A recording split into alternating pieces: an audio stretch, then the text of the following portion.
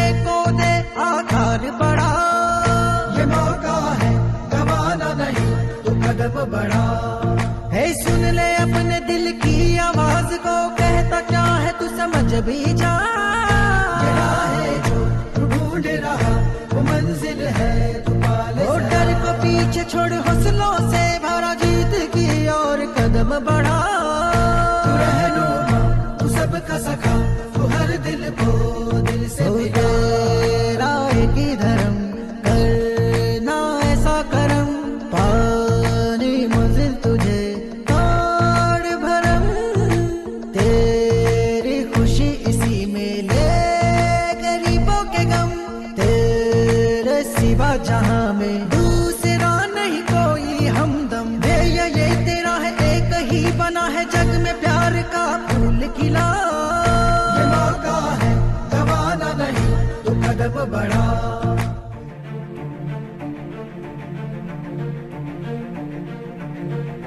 हुक्के की गुड़गड़ाहट में जहां खिलखिलाती है जिंदगी, चूल्हे पर जहां सिकती है ममता, खेतों में जहां उगता है मेहनत का सोना, ऐसे विश्वास से भरे कदम जब आगे बढ़ते हैं तो मंजिलें पाने के लिए पथरीला रास्ता भी सुगम लगता है। और जो पहले ही गांव के मिट्टी में पले बड़े हैं, उनके सामने चाहे रास्ते में कितनी ही आंधी और तूफान क्यों न आ जाएं, जीत का जज्बा हर कठिनाई का डटकर सामना करने का हौसला देता है। और फिर चाहे चुनौती कोरोना के कहर से ही क्यों न हो। दुनिया भर में तांडव मचा चुके कोरोना को रोकने के लिए सोनीपत के ललहेड़ी गांव के ग्रामीणों ने कुछ इसी तरह अपनी बुद्धि, विवेक और बहादुरी का परिचय दिया।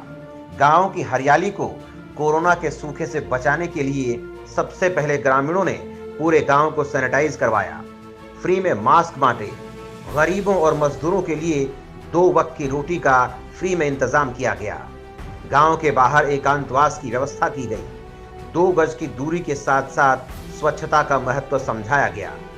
कोरोना के खात्मे के लिए जितना जरूरी लॉकडाउन रहा, उससे भी ज्यादा जरूरी गिरती हुई अर्थव्यवस्था को फिर से पटरी पर लाना। ऐसे में बिना देर किए ललहेड़ी गांव ने विकास कार्यों के लिए अब तक इकट्ठी की गई 2 करोड़ रुपए की धनराशि को मानव जाति को सुरक्षित करने के लिए कोरोना रिलीफ के लिए बनाए गए सीएम फंड में दान कर दिया। मैम वही था जो जिस टाइम पे लॉकडाउन हुआ था, तो उसके दौरान हमने गांव में जो पैरे लगाने थे वो पैरे लगाए, ठिकरी पैरे। गांव में मास्क वगैरह बांटे गए, सैनिटाइज कराया गया। गांव के कम से कम भी हमें 6-7 बार रेगुलर सैनिटाइज किया। और उधर से मेडिकल की सुविधा के लिए हमने बार कैंप लगवाए हैं, जो हमारे आज भी चल रहे हैं।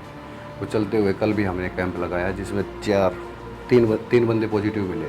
जी, लोग तो बहुत ज़्यादा परेशान थे और लोग डरे हुए भी थे, सहमे हुए थे। उनको समझाना भी मुश्किल था, पर हमने और हमारे पंचायत ने, गांव के मेंबरों ने एक दूसरे से मिलकर सबको आराम से समझाया। उनको बताया कि भाई ये महामारी से कैसे बचा जा सकता है, डिस्टेंस बना के, अपने घर में रह के। जिस तरह से हमारी जो भी सोच हुई उसके अकॉर्डिंग हमने काम किया और लोगों को समझाया, और लोग मान भी गए। उसके तहत गांव में भी रहे, जिससे हमारे गांव में बचाव है। पंचायत इस दान को देने में सक्षम थी, जिसके लिए हमने ये दान दिया। और हमने सोचा कि भाई हमारा देश के भलाई के लिए हमने ये दान दिया, और अपनी पंचायत को ठीक ठाक ढंग से चलाने के लिए।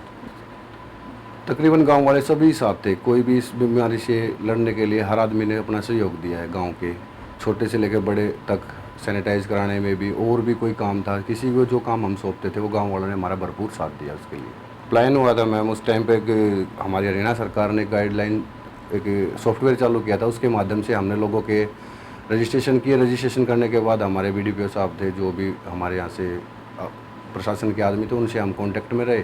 जब उनकी बसें जाती थी या कोई ट्रेन से उनको भेजना था, तो उनको हम यहाँ से गाड़ी से ले जाके ट्रेन तक छोड़ के आते थे, बस तक छोड़ के आते थे, वो अपने घर चले जाते थे। मेरे गांव में पहले यहाँ पे ना तो कोई पार्क था, ना कोई खेलने का स्थान था, ना कोई मेरे गांव में शमशान घाट था। तो हमने सबसे पहले तो अपना एक मुक्ति धाम का निर्माण किया। उसके बाद हमने पार्क, महिला पार्क बनवाया। बच्चों के खेलने के लिए हमने स्टेडियम तैयार किया। स्कूल हमारा बंजर पड़ा हुआ था, स्कूल को तैयार किया।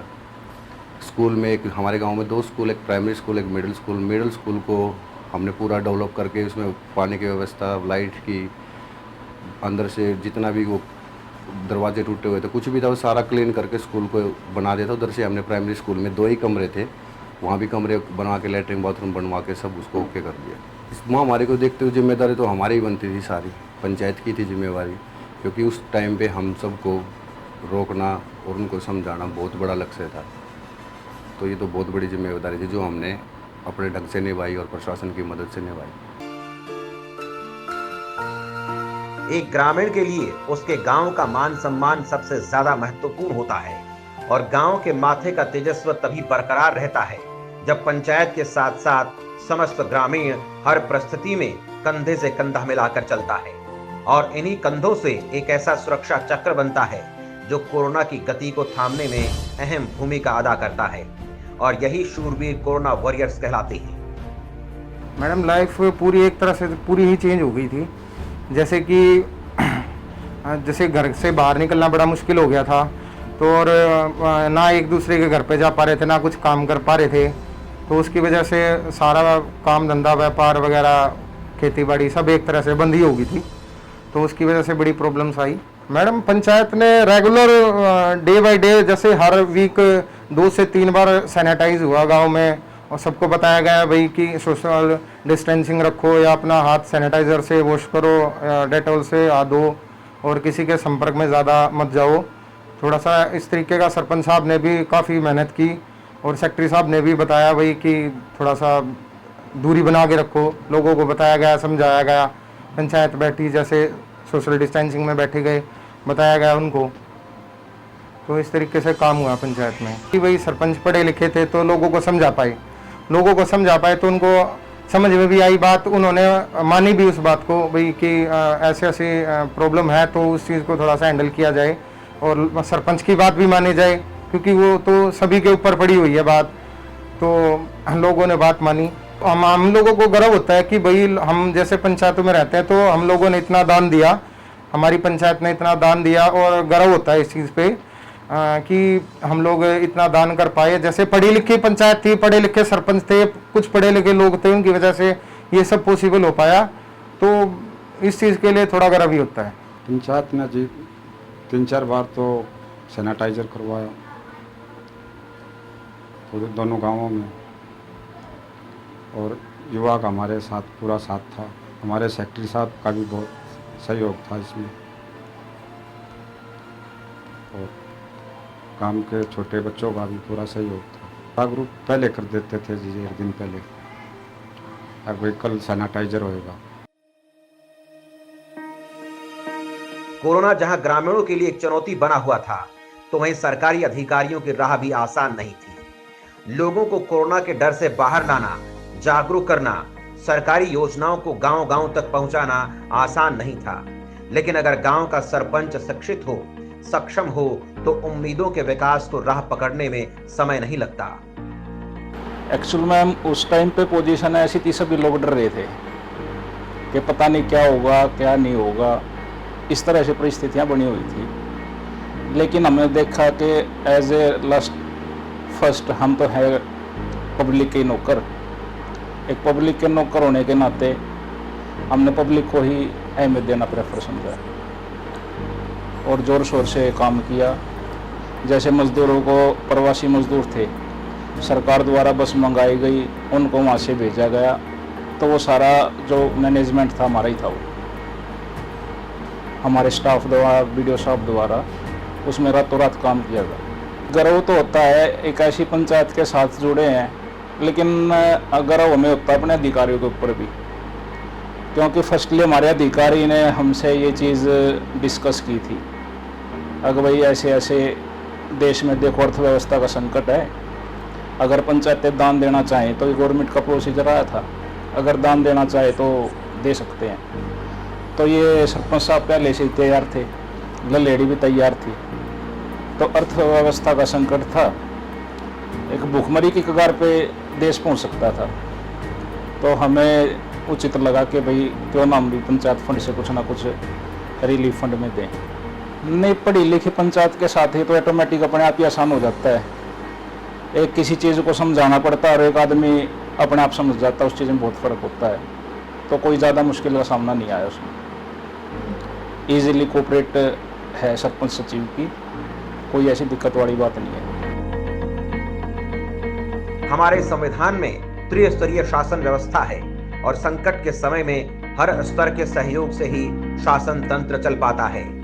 ऐसे में पंचायतों की ओर से दान की गई करोड़ों की धनराशि जरूरतमंद लोगों के लिए किसी संजीवनी से कम नहीं है और ग्रामीणों की इसी सही नीयत और नीति से किए गए कर्म का आभार खुद सोनीपत के सांसद रमेश कौशिक ने जताया है। हमने एक बात की, क्योंकि हमारे यहाँ सबसे ज़्यादा बाहर के लोग थे, बिहार से, यूपी से और बहुत से स्टेटों से, लगभग 1.5-2 लाख आदमी थे। हमने सबसे पहले एक किया, जो यहाँ थे उनके रहने का इंतज़ाम किया। उसमें सबसे पहले हमने अपना कॉलेज और स्कूल उनको दिया और उसमें भी रखे गए और सारा करा। फिर जो हमारी सामाजिक संस्थाएं थी उन्होंने लगभग 8 करोड़ रुपये उस पर खर्च किए, सबको खाना देने पे और करने पे जो भी उन्हें ज़रूरत थी। हमने सूखा अनाज भी बांटा और खाना बना के भी दिया। हमें किसी आदमी को भूखा नहीं रहने दिया और इसमें जो प्रधानमंत्री जी ने कहा था उसी तरह पे हम लगातार, क्योंकि मेरे सोनीपत डिस्ट्रिक्ट का इंचार्ज भी मैं था कोरोना का आज भी, और लगातार आए हफ्ते में मीटिंग भी करता हूँ उसके ऊपर, और उसको हमने काफ़ी कंट्रोल किया, क्योंकि सोनीपत दिल्ली से के साथ लगता हुआ शहर है और दिल्ली से ही हमारा कोरोना पहुँचा है ज़्यादा संख्या में, क्योंकि हमारे बहुत ज़्यादा लोग दिल्ली में नौकरियां करते हैं और बिजनेस भी करते थे। और उसके तरह से ये सारा, मैं सबसे पहले उन सामाजिक संस्थाओं का और अपने डिस्ट्रिक्ट एडमिनिस्ट्रेशन का धन्यवाद करता हूँ, उन्होंने भी कोऑपरेट किया, और सामाजिक संस्थाओं ने जिन्होंने ये सारा काम संभाला है, मैं उनका बहुत बहुत आभार व्यक्त करता हूँ। और हमने अपनी तरफ से भी कोई कमी नहीं रखी। फिर उसके साथ साथ जब शहर सुरक्षित रहेगा, वहाँ कम होगा तो गांव में भी नहीं जाएगा, और अब उसकी कोशिश की। जो गांव वाले सब्जी ले गए दिल्ली आते थे, उसका इंतज़ाम करना, सब्जी मंडी में ठीक होंगी सब्जियाँ खरीदो, ये सारे इंतज़ाम करके हमने गांव को सुरक्षित रखा है। और इसके साथ साथ हमारे लोगों ने इसमें सब ने बड़ा भारी सहयोग दिया है। कोरोना पर जो कोरोना सीएम रिलीफ फंड था, उसके लिए हमारे पंचायतों ने भी, लोगों ने भी काफ़ी उसमें सब ने मदद की। पंचायतों ने भी दिया, जिसके पास पैसा पड़ा था ज़्यादा, गांव वालों ने सबने फैसला करके उसमें आगे महामारी है इसमें मदद करने के लिए वो आगे आए। और इसी वजह से हमारे सोनीपत ज़िले से लगभग 48 करोड़ से ज़्यादा हमने कोरोना रिलीफ फंड में दिया। उसमें और अपने लोगों का भी, सबका था, बहुत साथ रहा, जिसमें पंचायतों के लगभग 40 करोड़ रुपये के आसपास थे, 40-41 करोड़ रुपये। बाकी हमने इकट्ठा करके अपने लोगों ने दिया है और वो करके वो हमने करवाया। जो सरपंचों का बहुत बड़ा सहयोग रहा है, उन्होंने कोरोना रिलीफ फंड में भी मदद की, वैसे भी गांव संभालने में, और पूरे ज़िले के जितने हमारे सरपंच थे, मेरे पार्लियामेंट के थे, उन सब ने इसमें बड़ा सहयोग किया है। मैं उन सब का भी धन्यवाद करता हूँ और लोगों का धन्यवाद करता हूँ, और अपने पुलिस के कर्मचारियों का, मेडिकल स्टाफ का, और इसके साथ साथ जो दूसरी और डिपार्टमेंट वाले थे और जो हमारा डिस्ट्रिक्ट एडमिनिस्ट्रेशन था, उसका भी आभार व्यक्त करता हूँ। और मुख्यमंत्री जी ने भी बार बार इसको 2 दिन में, 3 दिन, 4 दिन में रोज़ डेली हमसे फ़ोन पर बात होती रही और इसको कंट्रोल करने में काफ़ी सहयोग दिया। और जो प्रधानमंत्री नरेंद्र मोदी जी ने सही समय पर लॉकडाउन किया था, उसका असर है आज भारतवर्ष में, जो और देशों में इतनी भारी तादाद में पड़े, उसमें हम कहीं ना कहीं सुरक्षित नजर। और हमने इसके साथ मास्क, सैनिटाइज हर गांव में बंटवाए, ताकि लोग उसका यूज करके बच के, और उसमें लोग आज इसके आदी भी हो गए हैं और इससे बचने का उन्होंने अपना रास्ता भी निकाला। एक पक्षी तिनके तिनके से अपना घरौंदा बनाता है, ठीक इसी तरह ग्रामीण छोटी छोटी कोशिशों के सपनों का गांव बनाते हैं। फिर चाहे कोरोना की आंधी आए या तूफान, मजबूत इरादों को कोई भी आपदा हिला नहीं सकती। और ऐसे शक्तिशाली, बलशाली, दानवीर कोरोना योद्धा गांव केवल देश और दुनिया में गांव का नाम ही रोशन नहीं करते, बल्कि आने वाली पीढ़ियों के लिए मिसाल बनते हैं।